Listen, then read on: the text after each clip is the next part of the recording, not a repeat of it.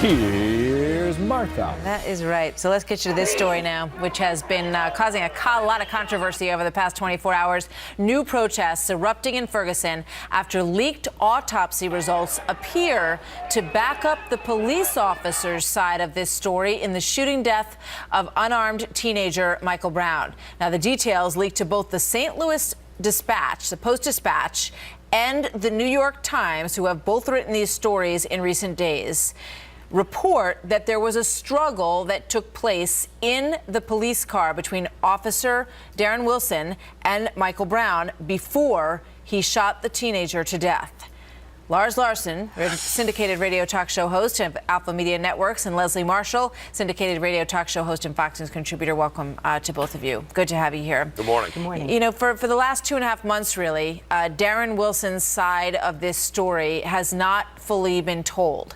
Now, there's a lot of controversy over whether or not any of this should have leaked out, but the fact is that it is now in the bloodstream of this story. The story is that the two boys were walking down the middle of the street, were asked to move over to the sidewalk by Officer Darren Wilson, according to this report in the St. Louis Post-Dispatch. And then an altercation ensued when they did not want to move over to the sidewalk, according to this, and it started in the car. Now, both sides of this story, both, the Darren Wilson side and the Michael Brown side, do not dispute that there was an altercation in the car. It's what happened after that that is further documented in this St. Louis Post-Dispatch story that claims that Brown was lunging towards the officer at the end of this interchange, and that is when the fatal shot was fired because the officer felt that he was in danger. So that's the background that we now know. Lars, let me get your impressions of all this first. Martha, this backs up what we've been saying almost from the first week that this story was being talked about on talk radio. This is exactly what we thought happened. We have a good cop who's done 6 years of policing in a community that has its share of problems. He's had no complaints against him. He has an altercation with this young man who had just pulled off a strong-armed robbery and used his physical size to bully a shopkeeper. And then the young man, apparently with marijuana in his system, decided to try to grab the officer's gun inside the car. There was a struggle. He was shot in the arm. The autopsy backs that up. And then he apparently either began to flee from the officer and then turned and lunged at the officer, which is all backed up by the fact that the autopsy shows he was shot in the front and not in the back. In other words, it's entirely consistent with the story that Darren Wilson has been telling, or that has been told on his behalf by those of us who've been standing up for him from the very beginning.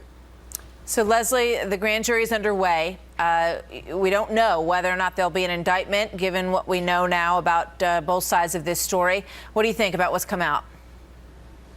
Well, I think it's very dangerous to have information leaked, especially when you have a grand jury convened, because that can hurt the process. It can sway public opinion. I don't believe that this is a sequestered grand jury, and they're not supposed to have their decision until November. Again, like you said, Martha, accurately, both sides don't dispute that there was a struggle. I don't feel that this one report necessarily is, excuse the pun, nail in the coffin here. We've had other, Dr. Michael Baden, who I've interviewed and who has been here on Fox, talk about the distance of the shot, talk about where in the hand the shot was. So I think certainly this is a key element of information that should have been kept private, and certainly should have been kept private with the grand jury in order for them to make the determination. One of the problems here is the lack of trust, and that's a huge element that we have seen play into all of the disruptive activities in Ferguson, and I think this just adds to the fuel to the fire.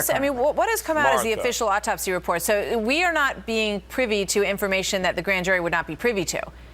This is all the same information that they have. Has been leaked is that the general public is also now learning what the grand jury has had a chance to review as well. Correct, Lars? Yeah, absolutely. And I think the only reason Leslie and some of the agitators out there, Leslie's not an agitator, but there are agitators in Ferguson, they're unhappy because the facts that are coming out are not consistent with the agitation they've been doing for the last couple of months, causing damage, causing trouble, and causing a lot of danger to citizens over something that shouldn't be an issue. There was no crime committed here by Officer Darren Wilson. Leslie, I got to give you a moment to respond to that. Thank you. And thank you, Lars, for saying I'm not an agitator. One of the things that I want, because I don't feel this is a political issue at all, and even if it were, I want the truth. And I think that's what the majority of people in Ferguson want. Do some of the people get angry if the facts don't support their theory or version of events? Absolutely. I think in the end, we have to wait and see what the grand jury says in November. Yeah, This is one element. You're right. I mean, that's what we need. We need this process to go forward, and we need the facts, and we need this case to stop representing a larger picture that may or may not exist in Ferguson when two people's lives have been involved in something that has been tragic for the Brown family and tragic for the Wilson family as well. So we need to let this play out, and we need to let the facts dictate where this whole thing goes. A lot of emotions involved in this story. Leslie, thank you very much. Lars, great to have you with us as well. Thanks, guys. Thanks, Martha.